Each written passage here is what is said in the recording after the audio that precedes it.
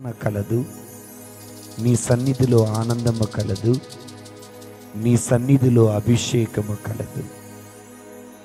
నీ సన్నిధిలో చేరి మేము ప్రార్థిస్తూ ఉండగా దేవా, మనసెరిగిన యేసయ్య, హృదయాలను ఎరిగిన యేసయ్య, మీరు మాతో మాట్లాడమని ప్రార్థిస్తున్నాము దేవా. మీరు మాతో మాట్లాడుతూ ఉండగా మీ మాటలు అర్థమయ్యేలా మీ ఆత్మను మా హృదయములోకి ప్రవేశపెట్టండి. అర్థం కాని ప్రతి మాటను, అర్థం కాని ప్రతి విషయాన్ని అర్థం చేసుకుని ఆత్మజ్ఞానమును, ఆత్మ అభిషేకమును మా అందరికి దయచేయమని క్రీస్తు పరిశుద్ధ నామమున అడిగి వేడుకొనుచు ఉన్నాము తండ్రి. హల్లెలూయా. అందరి చేతులెత్తి చెబుదామా? Hallelujah, hallelujah, hallelujah, hallelujah. Praise the Lord, praise the Lord, praise the Lord, praise the lord.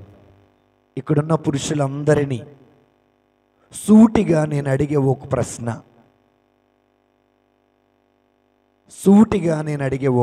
ఏంటంటే, దేవుడు పురుషుడికి ప్రాముఖ్యతనిస్తే పురుషుడు లోకానికి ప్రాముఖ్యత ఇస్తున్నాడు ఎందుకని? నేను మరలా అడుగుతున్నాను, చాలా జాగ్రత్తగా వినండి. దేవుడు పురుషుడికి, నేను మానవుడికి అనలా, మానవుడు అంటే స్త్రీ పురుషులు ఇద్దరు వస్తారు. దేవుడు పురుషుడికి ప్రాముఖ్యతనిచ్చాడు, కానీ పురుషుడేమో భగవంతుడికి ప్రాముఖ్యత ఇవ్వడు, దేవునికి ప్రాముఖ్యతను ఇవ్వడు. మరి ఎవరికి ప్రాముఖ్యతనిస్తాడనేది తర్వాత చూద్దాం దేవుని బిడ్డలారా. బైబిల్ గ్రంథంలో, మీ బైబిల్ తెరవండి, పునీత పౌలు గారు రోమా ప్రజలకు రాసినటువంటి లేఖలో 5వ అధ్యాయంలో 18వ వచనాన్ని ఒకసారి చదువుకుందాము. ప్రియమైన దేవుని బిడ్డలారా, సహోదరి సహోదరుల, కాబట్టి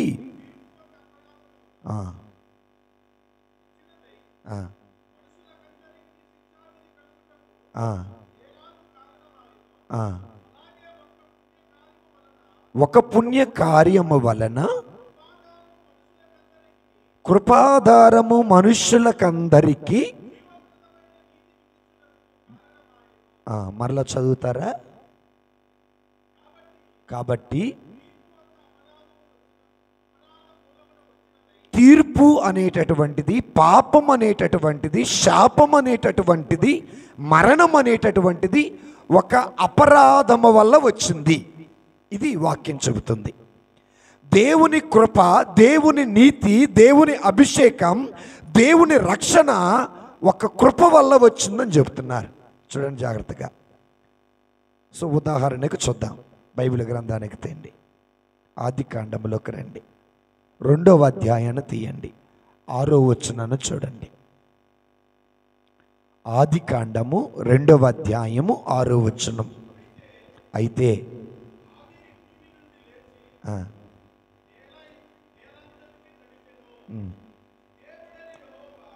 దేవుడైన యెహోవా నేల మట్టితో నరుని నిర్మించి వానిని నాసిక రంధ్రాలలో, ఒక్క నిమిషం ఆగండి. దేవుడు తన చేత్తో ఏం తీసుకున్నాడు? మట్టి ముద్దను తీసుకున్నాడు. ఈ మట్టి ముద్దతో దేవుణ్ణి పురుషుని చేశాడా, స్త్రీని చేశాడా? పురుషుని చేశాడు. గుర్తుపెట్టుకోండి, ఇక్కడ స్త్రీనేమో ఎముక నుండి చేస్తే పురుషుని మాత్రం సొంత చేతులతో చేశాడు. అంటే పురుషుడు దేవుని దృష్టిలో చాలా విలువైన వాడు, పురుషుడు దేవుని దృష్టిలో చాలా ప్రాముఖ్యమైన వాడు. అక్కడేమంటాడంటే,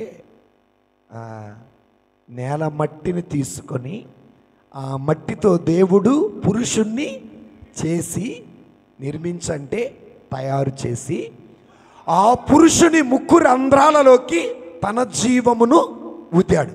ఇది పురుషుడికి భగవంతుడిచ్చిన విలువ, ఇది పురుషుడికి దేవుడిచ్చిన విలువ. ప్రియ అన్నలారా, ప్రియ తమ్ముళ్ళారా, ప్రియ బాబాయిలారా, ఈ రోజున నీ జీవితంలో ఎవరికి విలువడిస్తున్నావు? ఆలోచన చేయండి. దేవుని స్తోత్రం. హల్లెలూయా, హల్లెలూయా, హల్లెలూయా, హల్లెలూయా, హల్లెలూయా. హల్లెలూయా. చాలా జాగ్రత్తగా వినండి. ఆ తరువాత 27వ వచనం, 26, 1వ అధ్యాయం 26వ వచనంలో, ఆది కాండము 1వ అధ్యాయము 26వ వచనం, దేవుడు మన స్వరూపమునందు మన పోలిక చొప్పున నరులని చేయుదము. చాలండి. దేవుని స్తోత్రం. హల్లెలూయా, హల్లెలూయా. అందరూ చూద్దాం హల్లెలూయాని. హల్లెలూయా, హల్లెలూయా పాట, యేసయ్య పాట పాడాలి ప్రతి చోట. నిజం చెబుతున్నా, మీకు దేవుడి మీద ప్రేమ ఉంటే చప్పట్లు కొట్టండి. పాస్టర్ గారు బలవంతంగా తెచ్చి కూర్చోబెట్టినట్టు, మీరు బలవంతంగా కూర్చున్నట్టు, ఇక్కడ ఏదో సినిమా ప్రదర్శన చూస్తున్నట్టు చూస్తున్నారు. అట్లా కాకండి. ఇప్పటి వరకు చేతులు మందు బాటిల్ తీయటానికి వాడుంటారు. ఇప్పటి వరకు చేతులు ఏదో పనికి మాలిన వాటికి వాడుంటారు. ఇప్పుడు చేతులు దేవుడి కోసం వాడండి. Praise the Lord. అందుకే ఒక భక్తుడు ఒక పాట అంటాడు కదా, నిన్ను స్తుతించటానికి సిగ్గుపడను యేసయ్యా, నీకు ప్రార్థించటానికి వెనుకాడను నేనయ్యా, నిన్ను స్తుతించటానికి. సో కాబట్టి సిగ్గుపడద్దు. ఇక్కడ పాస్టర్ గారు చాలాసార్లు అన్నారు, సిగ్గుపడకుండా చప్పట్లు కొట్టండి, సిగ్గుపడకుండా ప్రార్థన చేయండి. ఈ రోజున నువ్వు ఇక్కడ సిగ్గుపడితే రేపటి రోజున సిగ్గుపడాల్సి వస్తుంది. అందుకే ఇక్కడ సిగ్గుపడకూడదు. దేవుని స్తోత్రం. హల్లెలూయా, హల్లెలూయా, హల్లెలూయా, హల్లెలూయా, హల్లెలూయా, హల్లెలూయా. అందుకే చేతులు ఎత్తి చెబుదాం హల్లెలూయా, హల్లెలూయా, హల్లెలూయా, హల్లెలూయా, హల్లెలూయా. హల్లెలూయా. చేతులెత్తి పాడుదాం, యేసుని స్తుతించుదాం, సర్వశక్తి శబ్దముతో కీర్తనలే పాడుదాం, సర్వశక్తి శబ్దముతో కీర్తనలే పాడుదాం. హల్లెలూయా, hallelujah, hallelujah, hallelujah, hallelujah, hallelujah, hallelujah, hallelujah, hallelujah, హల్లెలూయా. దేవుడు ఇప్పుడు మానవ జాతిని సృష్టిద్దాం అనుకున్నాడు. మానవుడు ఎవరిని పోలి ఉంటాడట? మమ్ము పోలి ఉంటాడన్నాడు. ఇక్కడ మమ్ము అనగా తండ్రి, కుమార. గుర్తుపెట్టుకోండి, మమ్ము, నన్ను అన్న పదం వాడలా. మమ్ము ఏకవచనం కాదది, బహువచనం. మమ్ము అనగా తండ్రి, కుమార, పరిశుద్ధాత్మ. అంటే ఒక పురుషుడిలో ఎవరు ఉన్నారంటే తండ్రి గుణాలు కలిగిన వారు ఉండాలా, యేసయ్య గుణాలు కలిగిన వారు ఉండాలా, పరిశుద్ధాత్మ దేవుని గుణగణాలు కలిగిన వాళ్ళు ఉండాలా. హల్లెలూయా, హల్లెలూయా, హల్లెలూయా, హల్లెలూయా. మీకు అర్థమయ్యిందో లేదో నేను మరలా చెబుతాను, వినండి జాగ్రత్తగా. దేవుడు అనుకున్నాడు ఇప్పుడు మానవ జాతిని కలిగిద్దాం అనుకున్నాడు. మానవులలో ఎవరిని తయారు చేశాడంటే మొదట చెప్పండి, ఆదాము అనొద్దు, నన్నే, పురుషుణ్ణే అని ధైర్యం చెప్పుకోవాలా. పురుషుడికి ఏమో పెత్తనము, పాపమేమో కూడా వాళ్ళదే. దేవుని స్తోత్రం. హల్లెలూయా, హల్లెలూయా, హల్లెలూయా, హల్లెలూయా. దేవుడు మొట్టమొదట తన చేతులలో తన స్వరూపముగా మనలని చేశాడు. మనల్ని అంటే ఇక్కడున్న పురుషులను చేశాడు. ఇక్కడ పురుషులు అంటే మరి పాస్టర్ గారికి వాళ్ళ అమ్మగారు కోపం రావచ్చు, కానీ బైబిల్ చెప్పేది మొత్తం మొదట ఆదాముని చేశాడు. ఆదాము అనగా పురుషుడు. పురుషుడు ఎవరిని పోలి ఉన్నారు? తండ్రి, కుమార, తండ్రి, కుమార, పరిశుద్ధాత్ముడు యేసే, ఆది అంతముల దేవదేవుడు క్రీస్తే. దేవుని స్తోత్రం. హల్లెలూయా, హల్లెలూయా. చూడండి, అయితే ఈ పురుషుడులో మమ్ము పోలి అన్న పదం వాడారు. నేనేమంటానంటే పరిశుద్ధాత్మ దేవుడు ఇచ్చిన ప్రేరేపణ ప్రకారం ఈ పురుషుడు అంటే ఇంటికి యజమాని, అంటే ఇంటికి తలలాంటి వాడు, తండ్రి గుణగణాలు కలిగి ఉండాలి. ఒకటి. రెండవది యేసయ్య గుణగణాలు కలిగి ఉండాలి. రెండు. మూడవది పరిశుద్ధాత్మ దేవుని గుణగణాలు కలిగిన వాడే పురుషుడు అని చెప్పుకోవటానికి అర్హుడు. అతడే దేవుని బిడ్డై ఉండాలి. దేవుని స్తోత్రం. హల్లెలూయా, హల్లెలూయా. అయితే మంచోడు, ఇంత గుణగణాలు కలిగిన పురుషుడు ఎక్కడ పాడైపోయాడు అంటే, రండి దేవుని బిడ్డలారా ఆది కాండంలోకి రండి.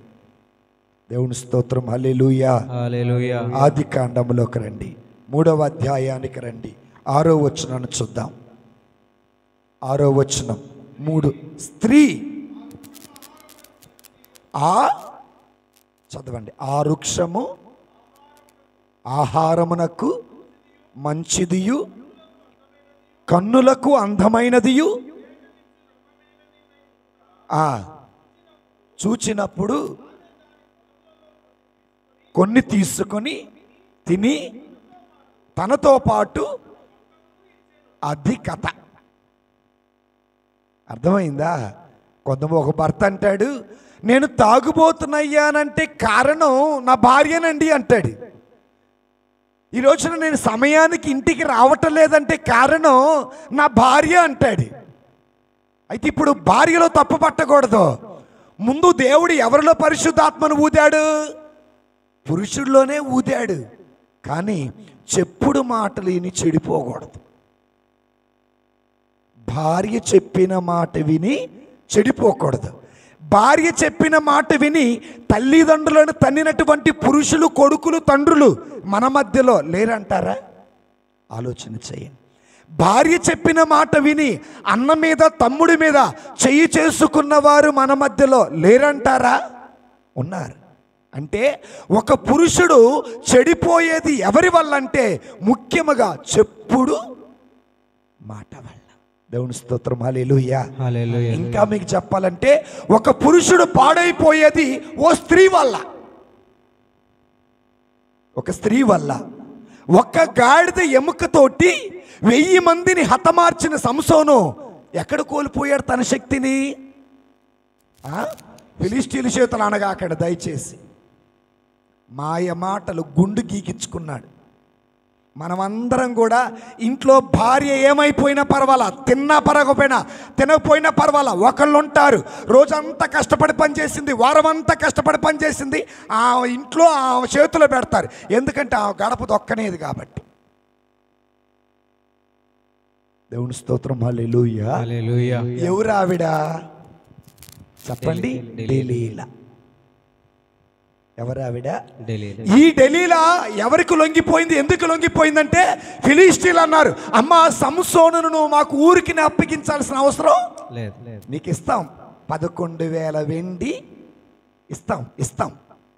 చూడండి, దేనికి లొంగిపోయింది స్త్రీ? అక్కడ అవ్వ దేనికి లొంగిపోయిందో తెలుసా? కనులకు ఇంపుగా ఉండేటటువంటిది, శరీరాన్ని అందంగా ఉండేది, శరీరాన్ని సుఖపెట్టేటటువంటి పండుకు లొంగిపోయింది. ఇక్కడ డెలీలోనేమో డబ్బుకి లొంగిపోయింది. అయితే ఈ స్త్రీకి లొంగిపోయింది ఎవరు? పురుషుడు.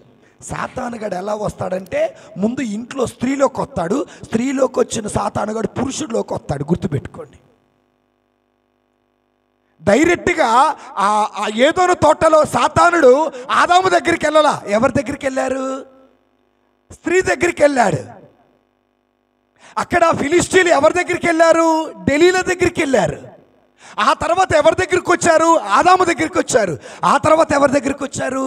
సంసోన్ దగ్గరికి వచ్చారు. దేవుని స్తోత్రం. హల్లెలూయా. పురుషులారా, బైబిల్లో అంటే మామూలుగా సాధారణంగా ఏమంటారంటే స్త్రీల వల్ల రాజ్యాలు కూలాయి అని చెప్పేసి అంటారు. స్త్రీల వల్ల చాలామంది, ఇక్కడ నేను స్త్రీలను చులకన చేసి మాట్లాడటం లేదు, చాలా జాగ్రత్తగా వినండి. ఒక పురుషుడు పాడైపోయేది ఎవరి వల్ల? స్త్రీ వల్ల. కానీ దేవుడేమో పురుషుడికి ప్రాముఖ్యతనిచ్చాడు. పురుషుడేమో ఎవరికి ప్రాముఖ్యత ఇస్తున్నాడు? స్త్రీకి ప్రాముఖ్యతనిస్తున్నాడు. గుర్తుపెట్టుకోండి, చాలా బాగా గుర్తుపెట్టుకోండి. దేవుడు ప్రాముఖ్యతనిచ్చింది పురుషుడికైతే పురుషుడేమో ఎవరికి ప్రాముఖ్యతనిస్తున్నాడు? స్త్రీ. మరట పురుషుడు మైండ్ అంట, పురుషుడు ఆలోచన అంట ఒక కోతి లాంటిదట. దేవుని స్తోత్రం. హల్లెలూయా. హల్లెలూయా. ఒకసారి నిద్రపోయినందరు గట్టి చప్పలకూడదా? నిద్రపోతున్నారా? అంత జాగ్రత్తగా వింటున్నారు. మరి పురుషుడు మైండ్ ఎలాంటిదట? కోతి లాంటిది. కోతి లాంటిది ఎందుకంటే కోతికున్న గుణం ఏంటంటే చక్కగా నడవదది. ఒక చెట్టు మీద నుండి ఇంకో చెట్టుకి, ఒక కొమ్మ మీద నుండి ఇంకొక కొమ్మ మీదకి నడుస్తూ ఉంటుంది. మన బుద్ధి కూడా అంతే. మన బుద్ధి అంటే అందరం పురుషులం కదా, ఎక్కడున్న వాళ్ళం కాబట్టి చెప్తున్నా. సో ఈ పురుషుడు బుద్ధి ఎప్పుడాగైతే కోతిలాగా ఉంటుందో ఆడు పాపములో పడిపోతాడండి. అందుకే నేనేమంటాను, సరే దేవుడు పురుషుడికి ప్రాముఖ్యతనిచ్చాడు, పురుషుడికి తన రూపం ఇచ్చాడు, పురుషుడికి తన జీవం ఇచ్చాడు. ఇంకొక విషయం తెలుసా, పురుషుడికి అధికారం కూడా ఇచ్చాడు. 28వ వచనం చూడండి, ఆదికాండం 1:28. ఆదికాండం 1, దేవుడు వానిని ఆశీర్వదించెను, ఎట్లనగా మీరు ఫలించి అభివృద్ధి పొంది విస్తరించి ఆ భూమిని నిండించి. ఎంత చక్కని అధికారం ఇచ్చాడు. ఏం అధికారం? దున్నండి, ఫలించండి, భూమి ఎంత వ్యాప్తి. ఎంత ఎంత గొప్ప ధన్యతో తెలుసా పురుషుడికి? అంత గొప్ప ధన్యత. ఆయన రూపం ఇచ్చాడు, ఆయన జీవం ఇచ్చాడు, ఆయన అధికారాన్ని ఇచ్చాడు. ఆ అధికారం అంతా దుర్వినియోగం చేసుకుంటున్నాం ఈ రోజున. సరే, దుర్వినియోగం చేసుకున్నారుగా, మరి ఈ లోకానికి మరణం అనేది ఎవరి వల్ల వచ్చింది తెలుసా? ఎవరి వల్ల?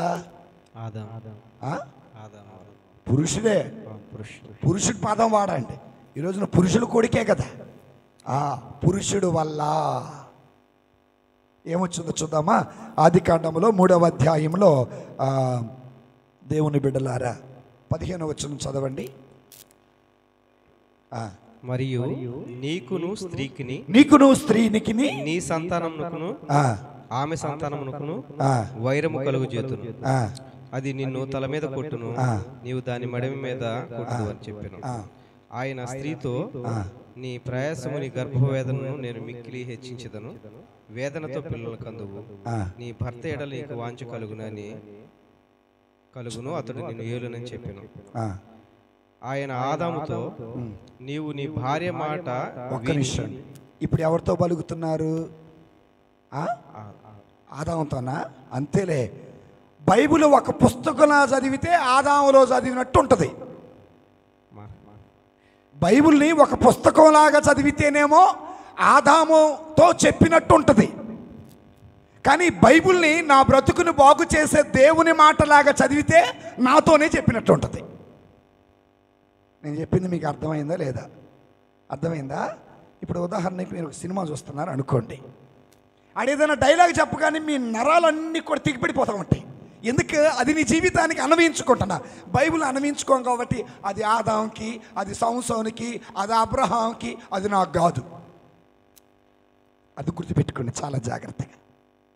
సో ఓ పార్టీ పోతుంది అనుకో, నీకు ఇష్టం లేని పార్టీ వాడు నేను తిడుతున్నాడు అనుకో, అసలుకి కడుపులో నుంచి రగిలిపోతూ ఉంటుంది, అనిపోయి తన్నొత్తారు. ఈ లోకములో ఉన్నటువంటి కులాన్ని, ఈ లోకములో ఉన్న శక్తులను అన్ని వంట పట్టించుకున్నావు, కానీ బైబిల్ వంట పట్టించుకోలే. బైబిల్ వంట పట్టించుకోలేదు కాబట్టే ఏమంటారంటే, నాకు కాదులే ఆ రోజు చెప్పింది ఆదాముకి. దేవుని స్తోత్రం. హల్లెలూయా, హల్లెలూయా, హల్లెలూయా, హల్లెలూయా, హల్లెలూయా, హల్లెలూయా. నీ మాట జీవము గలదయ్యా యేసయ్యా, నీ మాట సత్యము గలదయ్యా. చప్పట్లు కొడతా. నీ మాట మార్పు లేనిదయ్యా యేసయ్యా, నీ మాట మరచిపోనిదయ్యా. ఏది మారినా నీ మాట మారదయ్యా, ఏది ఆగినా నీ మాట జరుగునయ్యా.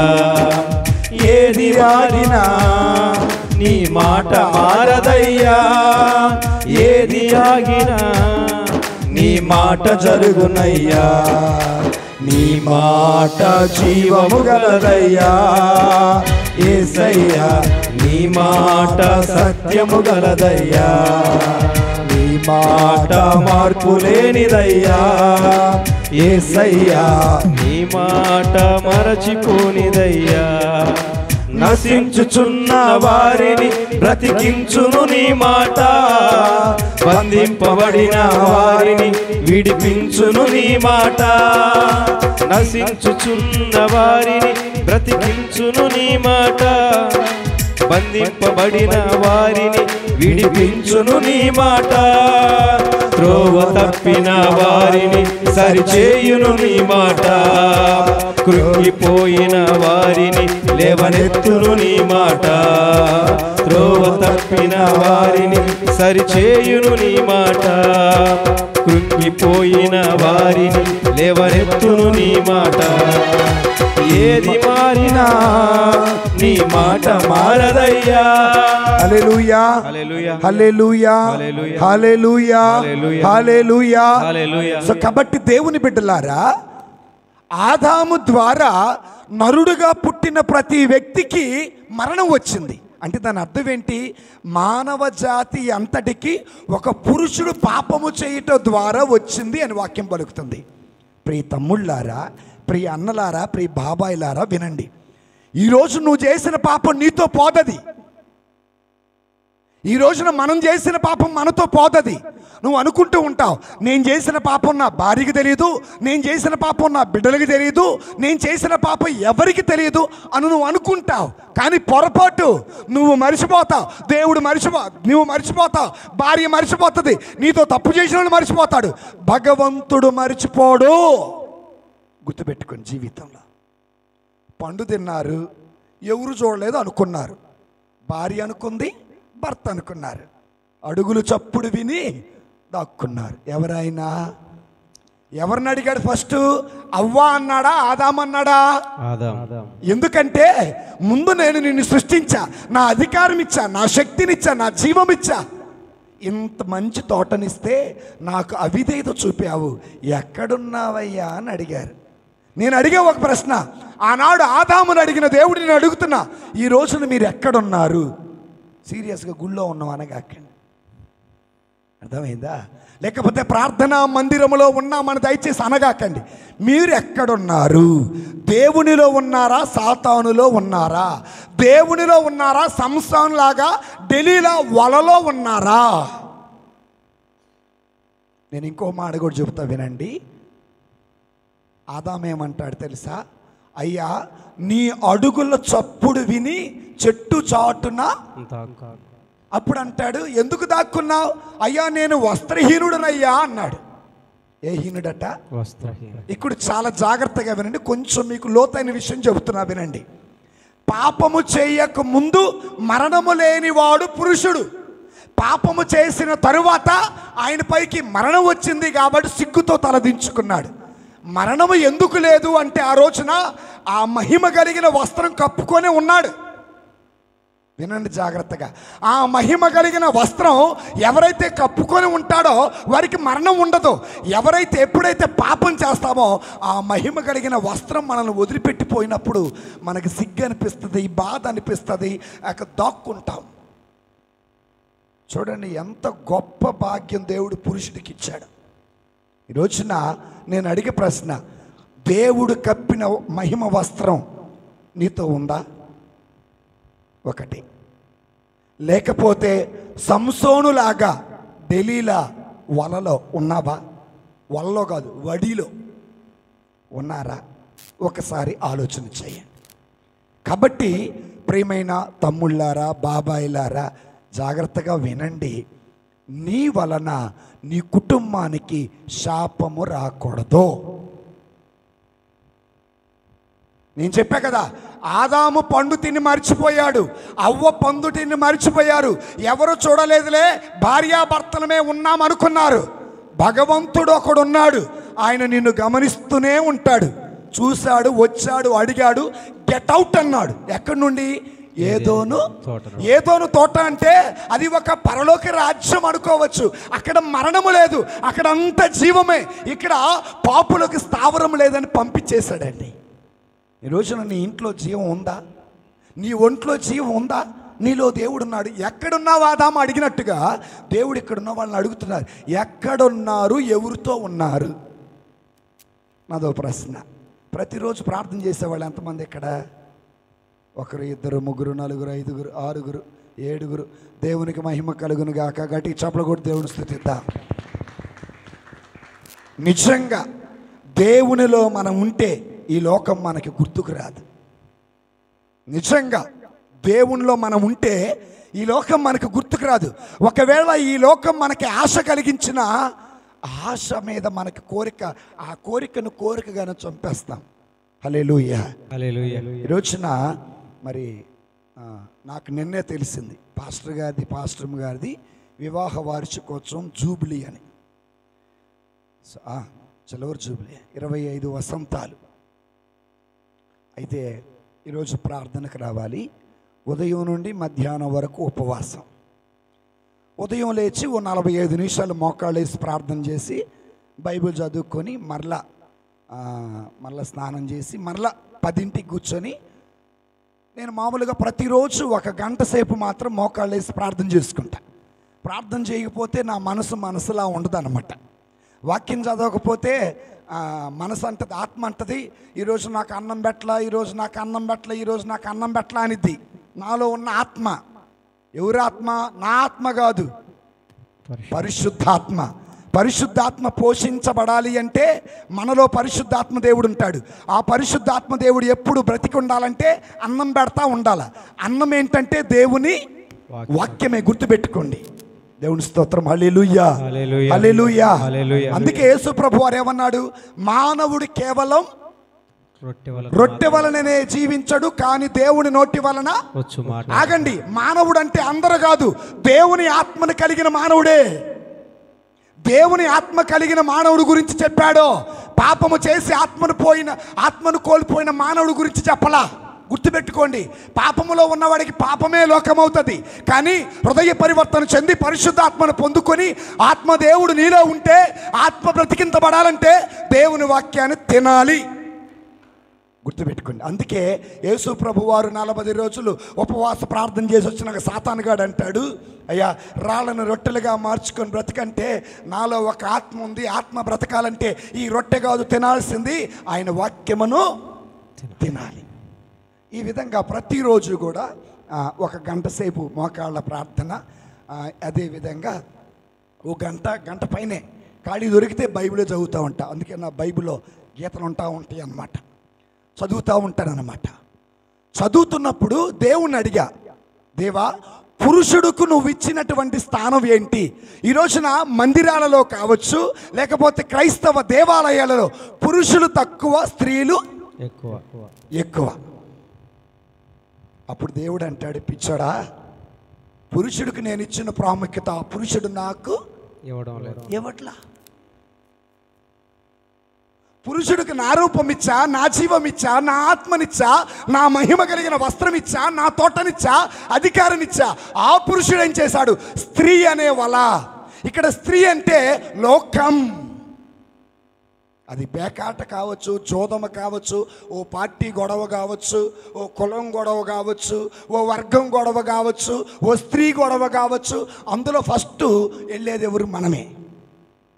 హల్లెలూయా, హల్లెలూయా. సో కాబట్టి భగవంతుడు పురుషుడికి విలువిచ్చాడు. ఈరోజున యేసు ప్రభు మరణం వరకు గుర్తుపెట్టుకోండి, యేసు ప్రభు మరణం వరకు మనిషిని మరణం పరిపాలించిందంటే కారణం ఎవరు చెప్పండి? పురుషుడు. ఈ రోజున నీ ఇల్లు, నీ ఇంట్లో ఉన్న నీ కొడుకు, నీ కూతురు, నీ కోడలు, నీ భార్య అవిశ్వాసముతో పాపములో బ్రతుకుతున్నారంటే కారణం ఎవరు? పురుషుడే. హల్లెలూయా, హల్లెలూయా. బైబిల్ గ్రంథంలో దేవుని బిడ్డలారా, పురుషుడికి చాలా విలువ ఉంది. అయితే ఇందాకలా ఒక పురుషుడు వల్ల మరణం వచ్చిందన్నారు.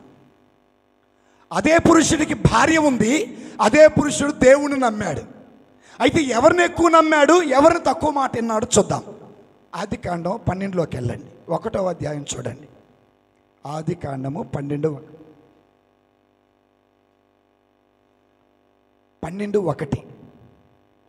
యెహోవా నీవు లేచి నీ దేశము నుండి, నీ బంధువుల యొద్ద నుండి, నీ తండ్రి ఇంటి నుండి బయలుదేరి. ఒక్క నిమిషం ఆగండి. దేవుడు అబ్రహాముతో పలికాడు, నీ పుట్టింటిని, నీ బంధువులని, నీ చుట్టాలని వదిలిపెట్టి నేను చూపించే దేశానికి రా. నేనేమంటానంటే, మీ ఇల్లు వదిలిపెట్టి కాసేపు నీ కుటుంబాన్ని వదిలిపెట్టి కాసేపు ప్రతి ఆదివారం, ఇంకా ఇక్కడైతే స్త్రీల కూడిక, పురుషుల కూడిక, ఉపవాస కూడిక, బుధవారం కూడిక, ఆదివారపు ఆరాధన ఎన్నో జరుగుతుంటాయి. అటన్నిటిని వదిలిపెట్టి ఇక్కడికి రండి. అక్కడ చెప్పింది ఎవరితో? సరే వచ్చాడు, ఏం చేశాడు? చదవండి. నిద్రపోతున్నారా?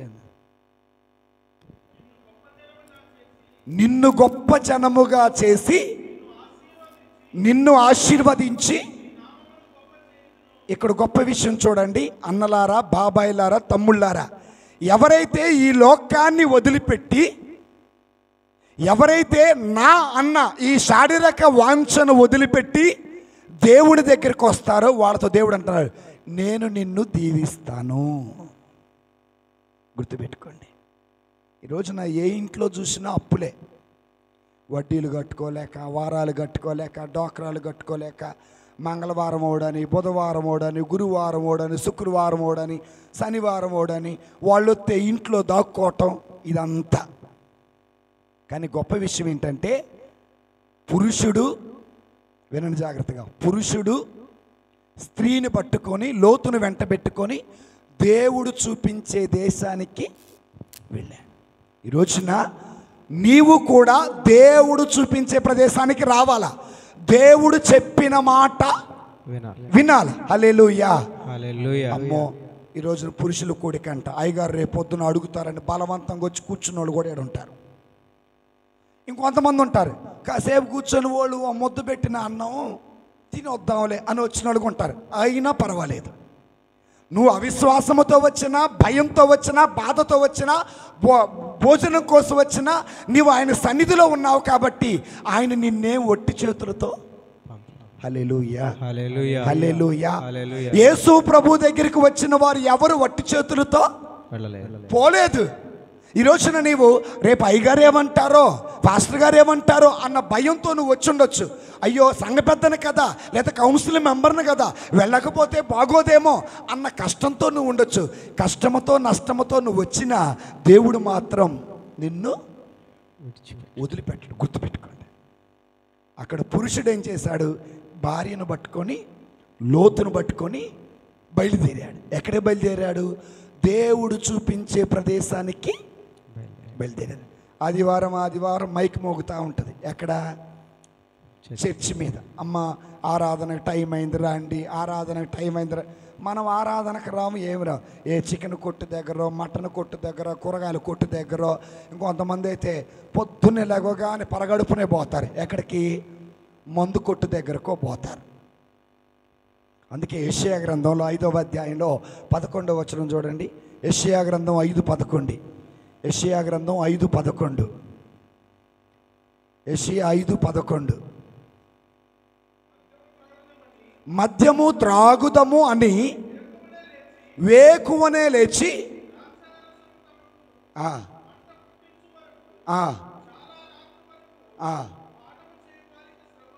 శ్రమ.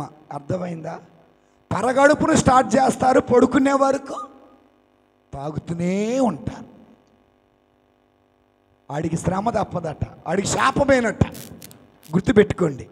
అంటే ఈ రోజున నీ భార్య నిన్ను ఏమంటలేదని, లేకపోతే నీ కొడుకు ఏమంటలేదని, నీ అల్లుడు నీ కూతురు ఏమంటలేదని, కష్టపరిచిన కష్టార్జితాన్ని నీవు మద్యం పాలు చేస్తే ప్రభు అంటున్నారు దానివల్ల శాపమే నీకు. దేవుడు సంసోను తల్లితో ఏమన్నాడు తెలుసా? నువ్వు మద్యం ముట్టగాకమ్మా, మద్యం ముట్టమాక. ఎందుకంటే నీ గర్భమందు ఉండబోయే బిడ్డకు కూడా ఆ మద్యపు ఏమంటారు దాన్ని, విటమిన్స్ వస్తాయమ్మ, వద్దమ్మా. బప్తిస్మా యోహాను గారి తల్లితో, ఎలిజబెత్ అమ్మతో కూడా అదే పలికారు. ఈ రోజున నువ్వు మద్యం తాగితే నీ కొడుకు తాగడా? ఓ చిన్న ప్రశ్న అడుగుతా. ఒకసారట ఒక చిన్న బాలుడు, ఇది జరిగిన సంఘటనే, 2 ఏళ్ళ కుర్రవాడు నిద్రపోయి లేగట్లేదట. అమ్మ నాన్న అందరు కంగారు పడుతున్నారట. ఇక మొహం మీద నీళ్ళు కొట్టినా లేగట్లేదు, ఏం చేసినా లేకపోతే కంగారు పడిపోతున్నారు. ఓ గంటకి కాళ్ళు చేతులు కదిపాడు, మెల్లగా లేచి ఆట ఆడుతున్నాడు. ఈ లోపున ఒక ఆయన వచ్చాడు, వాళ్ళ తాత వచ్చాడు. లేచాడా నా మనవడు? ఇప్పుడే లేచాడు. ఏం చేశావంటే, నేను దాగే ముందు కాస్త 4 చుక్కలు వాడు గొంతులో పోశాను అన్నాడు. జరిగిన సంఘటన చెప్తున్నాను. అంటే ఈ రోజున నిన్ను చూసి నీ కొడుకు, నిన్ను చూసి నీ మనవడో, నిన్ను చూసి నీ బంధువులు. అందుకే నీ ఉన్న ప్రదేశం అంటే మందు తాగే ప్రదేశం, నీ ఉన్న ప్రదేశం అంటే పేకాటాడే ప్రదేశం, నువ్వు ఉన్న ప్రదేశం నువ్వు రాజకీయం చేసే ప్రదేశం, నువ్వు ఉన్న ప్రదేశం పాపం అనే ప్రదేశం వదిలిపెట్టి దేవుడు చూపించే ప్రదేశానికి రా. నువ్వు మారకపోతే ఆయన అడుగు. ఒక్కసారి ఆయన కౌగిట్లోకి వచ్చినాక, ఆయన సన్నిధిలోకి వచ్చినాక మారని వాడు ఎవ్వడో ఉండడు. హల్లెలూయా, హల్లెలూయా. మారనిది మరువనిది వీడనిది ఎడబాయనిది, మారనిది మరువనిది వీడనిది ఎడబాయనిది ప్రేమ, యేసయ్య ప్రేమ, ప్రేమ, యేసయ్య ప్రేమ. తల్లి మరచిన గాని నన్ను మరువనన్న ప్రేమ, తండ్రి విడిచిన గాని నన్ను విడువనన్న ప్రేమ, తల్లి మరచిన గాని నన్ను మరువనన్న ప్రేమ, తండ్రి విడచిన గాని నన్ను విడువనన్న ప్రేమ. నేనేడుస్తుంటే ఎత్తుకొన్న ప్రేమ, తన కౌగిట్లో నన్ను దాచుకున్న ప్రేమ, నేనేడుస్తుంటే ఎత్తుకున్న ప్రేమ, తన కౌగిటిలో నన్ను హత్తుకున్న ప్రేమ, ప్రేమ. కాబట్టి దేవుని బిడ్డలారా వినండి, దేవుని దృష్టిలో పురుషుడు చాలా విలువైన వాడు.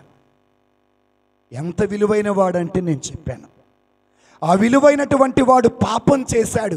ఆ పాపం తనతో పోలా. మీకు ఇంకా చిన్న ఉదాహరణ, బాగా తెలిసిన ఉదాహరణ చెప్తాను వినండి. బాగా తెలిసిన ఉదాహరణ చెప్తాను, మీకు అర్థమవుతుంది. ప్రార్థన చేసుకోవలసిన దావీదు, యుద్ధానికి వెళ్ళవలసిన దావీదు యుద్ధానికి వెళ్ళకుండా, ప్రార్థన చేయకుండా సాయంకాలం ఎక్కడికి వెళ్ళాడు? మిద్దె మీదకో మేడ మీదకి వెళ్ళారు. సాయంత్రం ఏం చేయాలా? కాస్త ఇంటి నుండి పొలం నుండి రాగానే, పని నుండి రాగానే స్నానం చేసి భార్యను బిడ్డలు అందరూ కూర్చొని మనం ప్రార్థన చేయాలి. ఏ కుటుంబం అయితే కలిసి ప్రార్థన చేస్తుందో ఆ కుటుంబం కలిసి ఉంటుంది. మదర్ తెరేసా గారు ఒక మాట అంటారు, the family that prays together stays together. ఏ కుటుంబం అయితే కలిసి ప్రార్థన చేస్తుందో ఆ కుటుంబం కలిసి జీవిస్తుంది. మనం అలా చెయ్యం. స్నానం చేస్తాము, బజార్లోకి వెళ్ళి కూర్చుంటాం. కూర్చొని ఏం చేస్తాం? ఆ పార్టీ ఈ పార్టీ, ఆ కులము ఈ కులము, ఆ మతము ఈ మతము, ఆడి సంసారం ఈడి సంసారం. మరి నీ సంసారం ఏంది? అర్థమైందా? ప్రార్థన చేయవలసిన దావీదు ప్రార్థన చేయలా, చేయాల్సిన పని చెయ్యలా, చెయ్యాల్సిన పని చేయకుండా, ప్రార్థన చేయాల్సిన మనం ప్రార్థన చేయకుండా ఆ బజార్లోకి వెళ్ళి కూర్చుంటే దృష్టి ఎక్కడికి మళ్ళిద్ది? లోకం వైపే మళ్ళిద్ది. సరే, లోకం వైపు మళ్ళింది, అలా ఉందా? ఇంటికి పిలిపించుకుంటారు. ఇంటికి పిలుచుకున్నాడు, బాగున్నాడా? తప్పు చేశాడు. తప్పు చేసినాడు, బాగున్నాడా? తప్పుడు కప్పిపెట్టని భర్తను చంపాడు. సరే, తప్పు చేశాడు, ఓ బిడ్డ పుట్టాడు, అందరూ హాయిగా ఉన్నారు, అడ్డం లేదు ఎవరికి. భర్త అడ్డం కాల, పిల్లలు బాగున్నారు. దావీదు మర్చిపోయాడు, బెర్షబా మర్చిపోయింది, బిడ్డ మర్చిపోయారు, అందరూ మర్చిపోయారు. అప్పుడు వచ్చాడు ఎవరు? నాతాను ప్రవక్త. నువ్వు చేసిన పాపాలు నువ్వు మర్చిపోయావు, నీతో పాపం చేసిన వాళ్ళు మర్చిపోయారు, నువ్వు రాసుకున్న పాపాలు అన్నీ మర్చిపోయావు. అబ్బా నేను బాగానే ఉన్నా నువ్వు అనుకుంటావు. అప్పుడు వస్తాడు దేవుడు. నువ్వు మర్చిపోయినా దేవుడు మాత్రం మర్చిపోడు, గుర్తుపెట్టుకోండి. నాతాను ప్రవక్త వచ్చి, ఏందయ్యా వచ్చావంటే, నువ్వు ఎంత పనికి మళ్ళీ పని చేసావో తెలుసా? నేను మర్చిపోయా, నాకు గుర్తులేదు. నువ్వు చేసిన పాపం నిన్ను వదిలిపెట్టదు. నీకు బెర్షబాకు పుట్టిన కొడుకు చచ్చిపోతాడు. అంటే బెర్షబా దావీదు చేసిన పాపం ఎవరికి వచ్చింది? పిల్లగాడికి వచ్చింది. ఈ రోజున నువ్వు చేసే పాపం, ఓ పురుషుడిగా నువ్వు చేసే పాపం నీ పిల్లలకు శాపంగా మారక ముందే మనం మారాల. మన బ్రతుకు మారాల, మన పద్ధతి మారాల, మన అలవాటు మారాల, మన ఆలోచన మారాల. దేవుని స్తోత్రం. హల్లెలూయా, హల్లెలూయా, హల్లెలూయా. హల్లెలూయా. మారలేదనుకో, నేను ఇంతే ఉంటా, నేను మారను అని అంటావనుకో, మేమేం చేస్తాం? అయ్యగారు రమ్మని చెబుతారు, అమ్మగారు ఆరాధన చేస్తారు, సేవకులను పిలిచి వాక్యం చెప్పిస్తారు. మీరు మారలేదనుకో ఏం జరిగిద్దో తెలుసా? సామెతల గ్రంథం 29వ అధ్యాయం 1వ వచనం చూడండి. చదవండి, చెప్పండి. ఎన్నిసార్లు గద్దించినను లోబడని వాడు హఠాత్తుగా మరలా కోలుకోని రీతిగా నాశనం అవుతాడట. ఈ నాశనం అయిపోతామట. నేను అంటలేదు, ఫాదర్ గారు ఏంది నాశనాలు చెబుతున్నాడు, శాపాలు చెబుతున్నాడు అనుకోడు. బైబిల్లో ఏ చదివిస్తున్నా నేను. దేవుని బిడ్డలారా, హల్లెలూయా, హల్లెలూయా, హల్లెలూయా, హల్లెలూయా, హల్లెలూయా. హల్లెలూయా. చరిత్ర మొత్తం చూసినట్లయితే దేవుడు పురుషుడికి ప్రాముఖ్యతనిస్తే పురుషుడు మాత్రం స్త్రీ అనే వలలో, లోకం అనే వలలో పడిపోయి సమస్తాన్ని కోల్పోయాడు. దేవుని స్తోత్రం. హల్లెలూయా, హల్లెలూయా.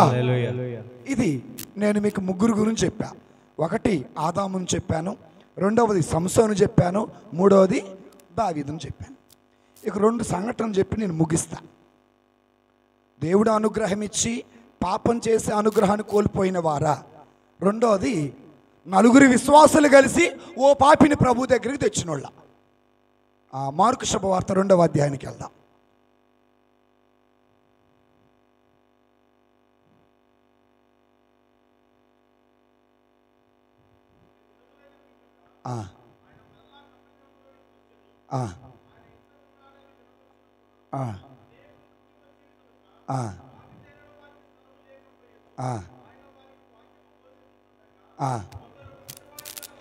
కొంద పక్షవాత రోగము కలిగిన ఒక మనుష్యుణ్ణి నలుగురు చేత మోయించుకొని ఆయన యొద్దకు తీసుకుని వచ్చేది. చూడండి జాగ్రత్త. కొందరు, నలుగురు ఒక వ్యక్తి. కొందరు నలుగురు సహాయంతో ఒక వ్యక్తిని యేసయ్య దగ్గర తీసుకొచ్చారు. ఆ వ్యక్తి ఎవరట? ఏ రోగట? కుష్ఠరోగమా, పక్షవాత రోగమా? పక్షవాత రోగం. దేవుని స్తోత్రం. హల్లెలూయా, హల్లెలూయా. నా ప్రశ్న, నలుగురు మంచం పట్టుకొని ఓ రోగిని ప్రభు దగ్గరికి తెచ్చారు. మీలో నలుగురు కలిసి ఒక ఆత్మను ప్రభు దగ్గరికి నడిపిస్తారా? నడిపించరు. నలుగురు కలిసి మధ్యలో లైట్ పెట్టుకొని మందేస్తారు. నలుగురు కలిసి మధ్యలో లైట్ పెట్టుకొని తెల్లవారుజాము 4 వరకు పేకాట ఆడతాం.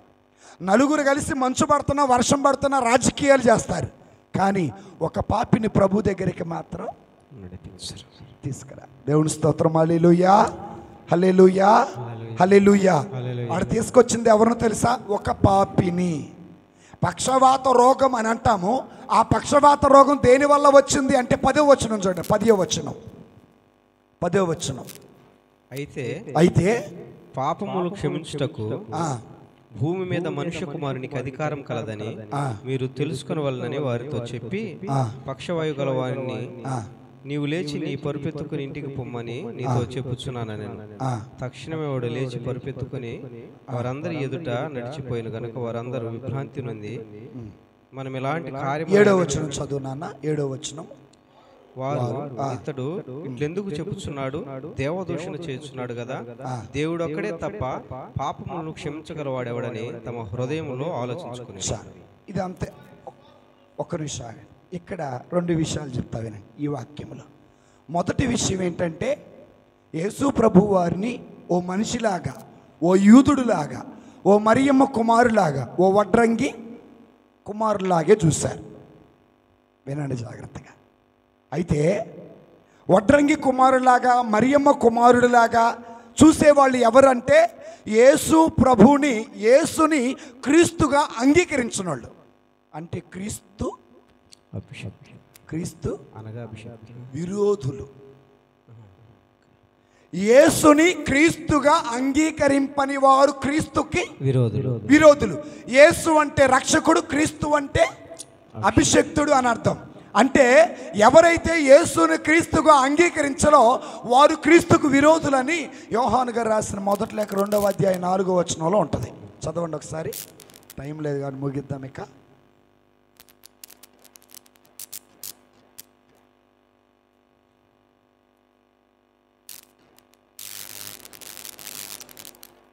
ఎన్నో వచ్చిన 2వ అధ్యాయం 4 వచ్చింది.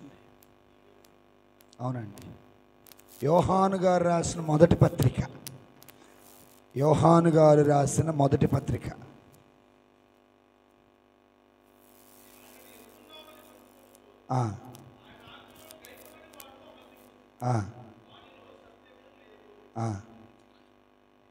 చదవండి.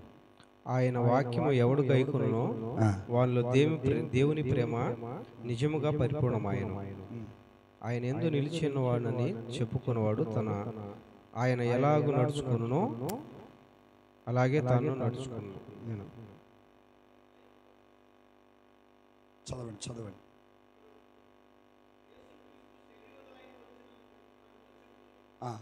యేసుక్రీస్తు ప్రభువారు శరీరధారి అయి వచ్చిను అని ఒప్పుకోనని వంచకులు. గుర్తుపెట్టుకోండి. నేను ఇదంతా ఎందుకు చెబుతున్నానంటే, ఆ యేసు ప్రభు సమయంలోనే ఇతడు వడ్రంగి కుమారుడు కాదా, ఇతడు మరియమ్మ కుమారుడు కాదా, ఈయనకి పాపాలు క్షమించే అధికారము ఎక్కడి నుంచి వచ్చింది అన్న కాన్సెప్ట్ మీద చెప్పాను. మరలా క్రీస్తు విరోధులు అంటే అదో కాన్సెప్ట్లోకి మనం వెళ్ళిపోతాము. ఇదంతా ఎందుకు చెబుతానంటే, వాళ్ళు నమ్మలా. ఎవరు నమ్మలా? క్రీస్తు ప్రభువే యేసు క్రీస్తు అని వాళ్ళు నమ్మలేదు. అందుకే ఈయనకి పాపాలు క్షమించే అధికారం ఎక్కడి నుంచి? నమ్మలోనే గుడికి రారు, మందిరానికి రారు. వీళ్ళకి తెలుసా, మందిరంలో పెళ్ళి కావాలి, మందిరంలో కుటుంబ ప్రార్థన కావాలి, మందిరంలో అన్ని రకాలు కావాలి, మందిరానికి అయితే రారు. చాలామంది ఉన్నారు. ఏంటి బాలేదా, పాస్టర్ గారిని పిలవండి, కుటుంబ ప్రార్థన పెట్టండి. వాళ్ళైతే కుటుంబ ప్రార్థనలో కూర్చోరు. వాళ్ళంటే ఎవరు? పురుషులు. పలహారం తేవాలగా ఎవరు అడిగారు? పలహారం పెట్టమని దేవుడు అడిగిందా? అంటే నేను ఇదంతా ఎందుకు చెబుతున్నానంటే, ఆ పక్షవాత రోగిని 4 వ్యక్తులు యేసయ్య దగ్గర తీసుకొచ్చారు. యేసయ్య అన్నాడు, నీ పాపములు క్షమించబడినవి. తర్వాత నీ పడకనెత్తుకొని, నేను ఆ వాక్యములో ఏం చూస్తున్నా, పక్షవాత రోగాన్ని చూడలా, ఆయనలో ఉన్న పాపం నాకు కనపడుతుంది. నీ ఎదుట ఓ పేకట్టాడేవాడు, ఓ మద్యం తాగేవాడు, ఓ తిరుగుబోతు, ఓ త్రాగుబోతు కనపడితే ఆయన గుడికి పట్టుకురా. ఒకసారట భార్యాభర్తల మధ్య గొడవ అయిందట. భార్యాభర్తల మధ్య గొడవ అయితే మనసు బాగాలేదు అన్నాడట. మనసు బాగాలేదా, సరే దా వెళ్దాం అంకిరెడ్డి పాలెం అని చెప్పేసి ఆ బైపాస్లోకి వచ్చాడట.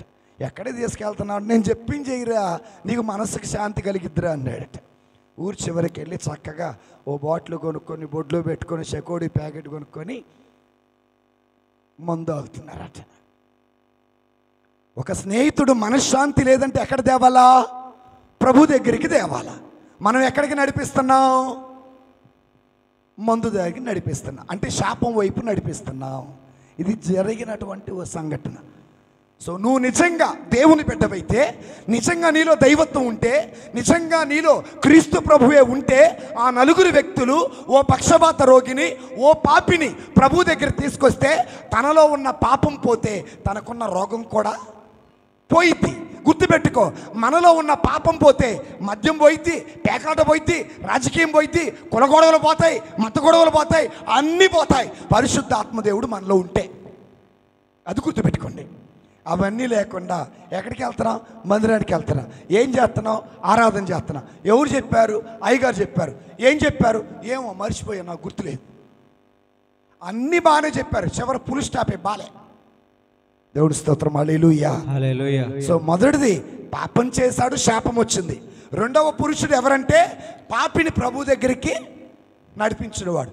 మూడో పురుషుడు, ప్రథమ పురుషుడు. ఇది చెప్పి నేను ముగిస్తా. కొలస్సీలకు రాసిన లేఖ 1వ అధ్యాయం 15వ వచనం. కొలస్సీలకు రాసిన లేఖ 1వ అధ్యాయం 15వ వచనం.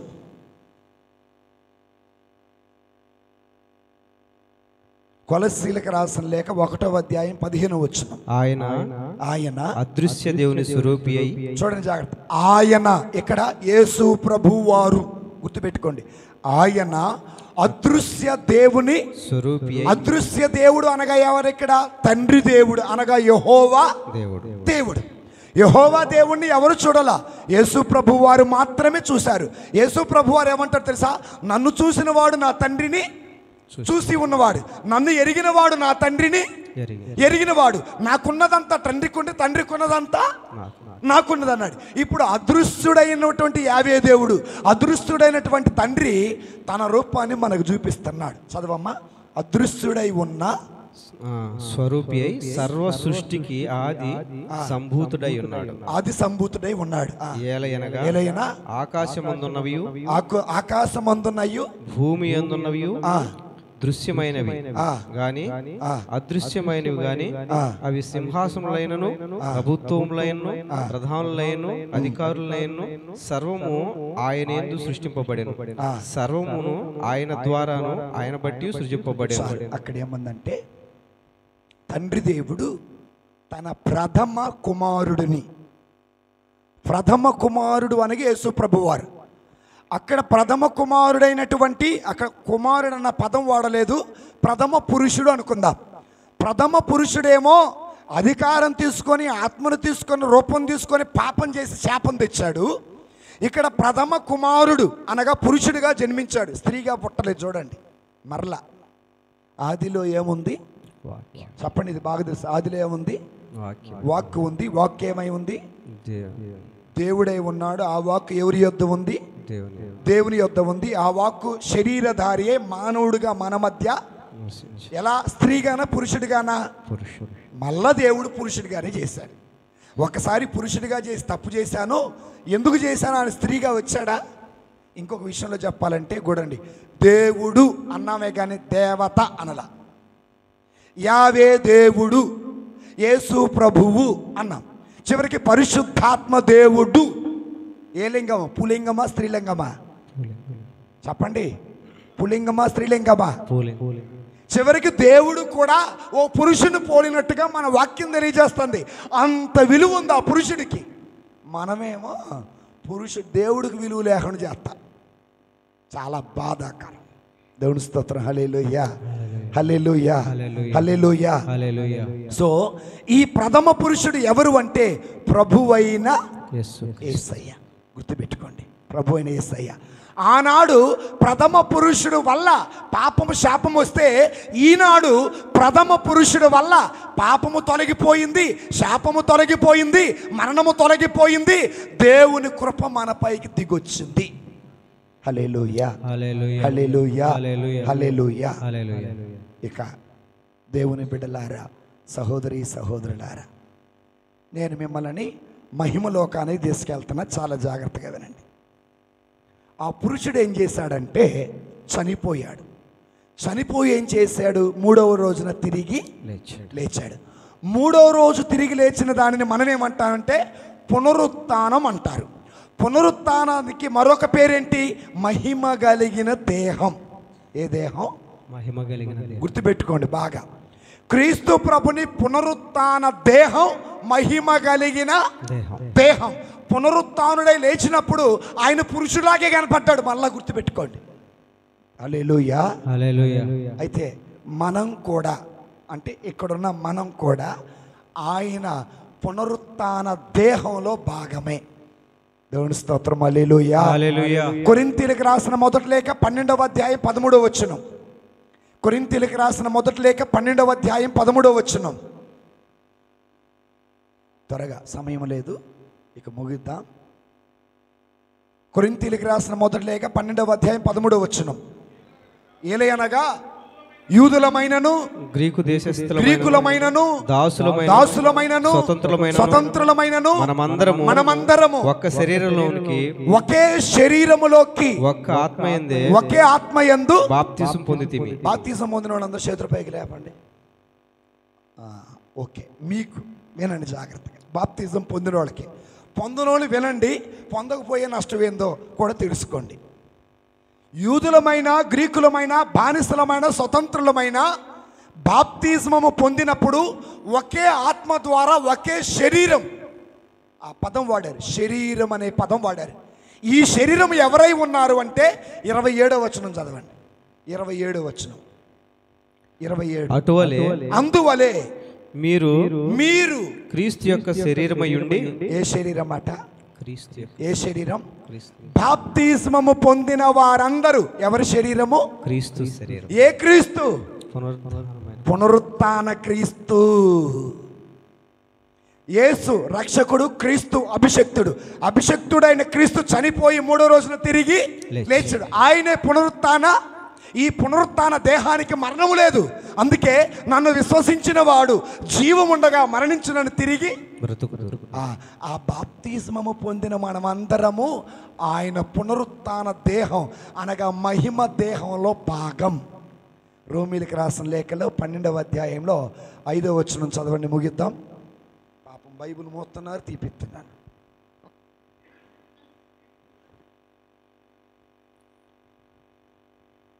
12:5. అలాగే అనేకులమైన మనము క్రీస్తులో ఒక్క శరీరముగా ఉండి. క్రీస్తులో ఏ శరీరం అట? ఒక్క శరీరముగా, ఒకే శరీరం. బాప్తిస్మము పొందిన మనమందరం ఒకే శరీరం. ఆ ఒకే శరీరం పునరుత్థాన శరీరం అంటే ఏంటో తెలుసా? గాలిలో కొట్టుకుపోనిది, మంటల్లో కాలిపోనిది, మట్టిలో కుళ్ళిపోనిది, మరణము లేనిది, జీవం కలిగింది. ఇదంతా ఎందుకు చెబుతున్నా? మొదటి పురుషుడు పాపం వల్ల మరణం వచ్చింది. రెండో పురుషుడు మరణం వల్ల మనకి మహిమ కలిగిన ఆ దేహంలో ప్రవేశించే భాగ్యం దక్కింది. అది పురుషుడికి ఉన్న విలువ బైబిల్ గ్రంథంలో, బయట కాదు. దేవుని స్తోత్రం, హల్లెలూయా. మరి ఈ రోజున పురుషుడు అయిన నువ్వు, నిన్ను చూసి నీ కొడుకు బ్రతుకుతున్నా బాగుపడ్డా, నాశనం అయిపోయాడు. నిన్ను చూసి నీ కుటుంబం బాగుపడిందా, సంసారం పాడైపోయిందా? చివరిగా ఓ మాట చెప్తా. భార్య రోడ్డెక్కిందంటే తప్పు భర్తదే. నేను మనలో చదువుతున్నాను. భార్య పాడైపోయిందంటే దానికి కారణం భర్తే, పురుషుడే. భార్యకి అందవలసిన ప్రేమ అందనప్పుడు, ఆ అవసరాలన్నీ తీరనప్పుడు లోకం వైపు చూసిద్దండి. ఆ తప్పు నీదే.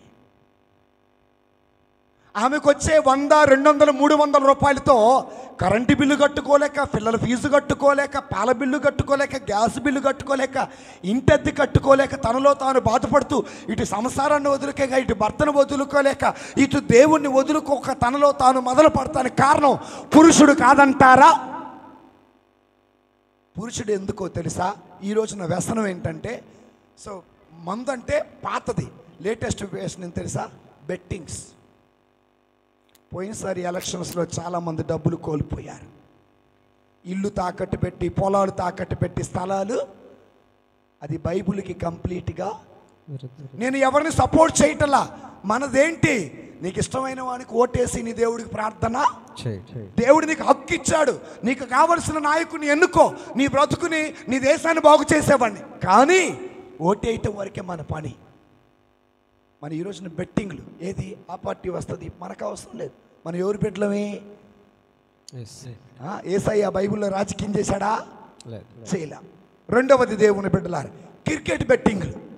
ఆడు 6 కొడతాడు, ఈడు 7 కొడతాడు, ఆడు 8 కొడతాడు, నిన్ను కొడతాడు దేవుడు. ఇది ఒక బెట్టింగ్లోనే. మూడోది ఏంటి తెలుసా? లేటెస్ట్గా అందరి కాడ ఉండే ఏంటిది? సెల్ ఫోన్లు ఆడుతున్నారు పేకాట. ఇవన్నీ లేటెస్ట్ పాపాలు. కుర్రోళ్ళు అయితే ఫ్రీ ఫైర్. లేటెస్ట్గా మా ఏరియాలోనే, ఆ వేటపాలెంలో అటు ఏరియాలో ఒక కుర్రోడు, 9వ తరగతి చదివే కుర్రోడు చచ్చిపోయాడు. ఎలాగో తెలుసా? ఉరేసుకొని. ఎందుకో తెలుసా? ఫోను లాక్కున్నాడు. వాడు ఆడేది ఫ్రీగా, వాడు ఆడే ఫైర్ చేసుకున్నాడు. సో కాబట్టి ఇది లేటెస్ట్ పాపాలు, మన మధ్యలో జరుగుతున్నటువంటి పాపాలు. సెల్ ఫోన్ అనే మాయలో పడిపోయారు. కాబట్టి ప్రియ అన్నలారా, తమ్ముళ్ళారా, మనమందరం పురుషుడు తల అయి ఉన్నాడు. పురుషుడికి ప్రాముఖ్యత దేవుడిచ్చాడు. పురుషుడి వల్లే పాపం వచ్చింది. పురుషుడే మహిమగా మార్చడం జరిగింది. మనం ఎందులో ఉంటాం? పాపం చేసి శాపంలో ఉంటావా? పాపాత్ములు ప్రభు దగ్గరికి నడిపిస్తావా? లేకపోతే ఆ మహిమ కలిగిన క్రీస్తు దేహంలో పారిభాగస్తులై పరలోకం చేరుకుంటారా? ఆత్మపరిశీలన చేసుకొని పరిశుద్ధంగా బ్రతకటకు ప్రయత్నించేద్దాం. తలలు వంచి ప్రార్థన చేసుకుందాం. కృపా కనికరము కలిగిన మా తండ్రి, దయగలిగిన దేవ, ఆశ్చర్యకరుడ, అద్భుతకరుడ, సమాధానకర్త, అయ్యా పురుషుడికి మీరు చాలా ప్రాముఖ్యతనిచ్చారయ్యా. ప్రథమ పురుషుడు ఆదాము, నీ కుమారుడైన పురుషుడు యేసు ప్రభువే దేవా. ఈ లోక సృష్టి ఆరంభానికి పురుషుడే ప్రభువా, ఈ లోకాన్ని రక్షించటానికి కూడా పురుషుడే ప్రభువా. అలాంటి గొప్ప భాగ్యం మాకు ఇచ్చిన దాన్ని బట్టి నీ స్తుతులు స్తోత్రాలు. కానీ మేమేమో సంసోను వలె మాయలో పడిపోతున్నామయ్యా, దావీదు వలె మాయలో పడిపోతున్నాం తండ్రి. ఆ మాయలో పడిపోయిన మమ్మలను మా బంధకాల నుండి విడిపించండి. నాతాను ప్రవక్త ద్వారా దావీదుతో ప్రభువా హెచ్చరించినట్లనే రోజున వాక్యము ద్వారా మాతో హెచ్చరించిన దాన్ని బట్టి నీకు స్తోత్రం తండ్రి. అయ్యా, ఆనాడు ప్రభువా సంసోను కనునిప్పి కలిగినట్లని ప్రభువా మా ఆత్మీయమైన నేత్రాలను తెరవండి ప్రభువా, హృదయ నేత్రాలను తెరవండి తండ్రి, ఆత్మీయ నేత్రాలను తెరవండి. నీ శక్తిని, నీ అనుగ్రహమును అర్థం చేసుకునే గొప్ప భాగ్యం మాకు దయచేయమని ప్రార్థిస్తున్నాను. నీ స్తోత్రాలు అయ్యా. ఇంకా అనేక మంది పురుషుల్ని నీ సన్నిధికి నడిపించండి, అనేక మంది నీ సన్నిధిలో రక్షించబడేలా దీవించండి, అనేక మంది పరలోక యాత్రను ప్రారంభించే గొప్ప భాగ్యము దయచేయండి. నీ సత్యాన్ని తెలుసుకునే సత్యములో వాళ్ళ బ్రతుకును వాళ్ళు ప్రతిష్ఠించుకునే శక్తి దయచేయమని ప్రార్థిస్తున్నాను. నీ కృప లేనిదే, నీ శక్తి లేనిదే, నీ బలము లేనిదే మా మనుగడ లేదయ్యా. మా సొంత తెలివితో, మా సొంత జ్ఞానముతో మాకు మనుగడ లేదు ప్రభువా. నీ బిడ్డలైన మమ్మ ఆశీర్వదించు. రోజున మరి 25వ వివాహ వార్షికోత్సవాన్ని జరుపుకుంటున్నా పాస్టర్ జేసుదాస్ గారిని మీకు సమర్పిస్తున్నాం. పాస్టర్ గారు మార్త జేసుదాస్ గారిని మీకు సమర్పిస్తున్నాం. అయ్యా, 25 సంవత్సరాలు ఇదిగో సాగరాన్నైనా ఎదొచ్చు కానీ సంసారాన్ని ఎదలేము అన్న సామెతను బట్టి స్తోత్రం. కానీ 25 సంవత్సరాలు ఈ లోకం అనే యాత్రలో వారిని వారు ఈదుకుంటూ సంఘాన్ని ఇంతవరకు నడిపించే గొప్ప శక్తి వాళ్ళకి ఇచ్చినందుకు స్తోత్రం. ఆ భక్తుడైన పౌలు గారు కొరింథీయులకు రాసినటువంటి 2వ లేఖలో అంటున్నాడు, ఇదిగో నేను చేసిన పరిచర్య వ్యర్థమవుతుందేమో భయమేస్తుంది, మరో క్రీస్తు వస్తాడని, మరో ఆత్మ వస్తుందని, మరో బోధ వస్తుందని నేను భయపడుతున్నాను అని ఆ రోజు హెచ్చరించారయ్యా. ఈరోజున మా మధ్యలోకి మరో క్రీస్తు, మరో ఆత్మ, మరో బోధ రాకుండా ప్రభువా మరి ఈ 25 సంవత్సరాలు ఈ బిడ్డలు ఈ సంఘాన్ని ఆత్మీయమైన బాటలో నడిపించే శక్తినిచ్చినందుకు స్తోత్రాలు, వందనాలు. ఈరోజున ఇక్కడ చేరిన పురుషులందరినీ దీవించండి, వారందరికీ మంచి జ్ఞానము దయచేయండి, ఆరోగ్యమును దయచేయండి, వారి కుటుంబాలను ఆశీర్వదించమని ప్రార్థిస్తున్నాం. అబ్రహాము కుటుంబం వలె దీవించండి, యెహోషువ కుటుంబం వలె దీవించండి ప్రభువా. వారికి కావలసిన కృపావరాలు దయచేయమని ప్రార్థిస్తున్నాం. యాకోబు కుటుంబం వలె దీవించమని ప్రార్థిస్తున్నాం.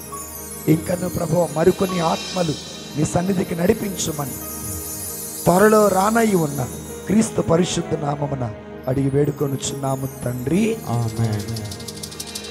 ప్రియ సహోదరులారా, నేను ఇక్కడికి రావటం ఇది 3వసారి, మన ఈ మందిరానికి రావటం 3వసారి. మొదటిసారి సేవకులతో కలిసి నన్ను ఆహ్వానించారు, 2వసారి సంఘంతో కలిసి ప్రార్థన చేసుకున్నాను, 3వసారి వారి వివాహ వార్షికోత్సవం రోజున పురుషులతో దేవుడు మాట్లాడే అవకాశం నాకు ఇచ్చారు. ఈరోజున ఒక సంఘ కాపురి ఇంకొక సంఘానికి వస్తేనే మొహాలు మార్చుకొని ముట్టెలు ఇచ్చే రోజులు ఇవి. అది ఏ సంఘం అయినా ఉన్న మాట చెప్తున్నా. ఒక సంఘ కాపురి ఇంకొక సంఘానికి వెళితేనే ఈయనేంది ఏడకొచ్చారు